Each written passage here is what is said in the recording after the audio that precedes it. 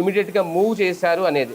నిజంగా అలాంటిది ఏమన్నా జరిగితే ఇంకొక అటాక్‌కి సిద్ధమవుతున్నారు అనే ఒక సంకేతమా? బేసిక్ ఇక్కడ తాజాగా కనబడుతోంది ఏంటంటే 140 స్థావరాల్లో ఉన్నటువంటి తీవ్రవాదుల్ని ఇప్పుడు ఈ 9 ప్రాంతాల్లో ఎక్కువ మందిని మొబలైజ్ చేశారట. అంటే ఇంటర్నేషనల్ బార్డర్ లోపలికి తీసుకెళ్ళిపోయారు, పాకిస్తాన్ లోపలికి.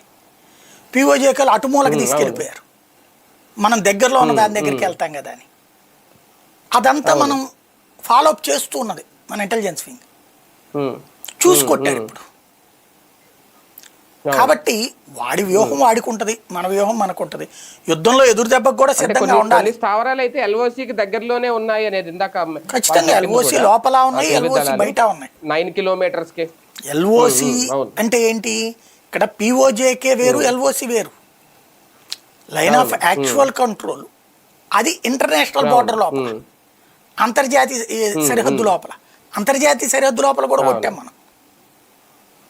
ఇక్కడ ఇందులో ఇంకో లాజిక్ కూడా ఉంది.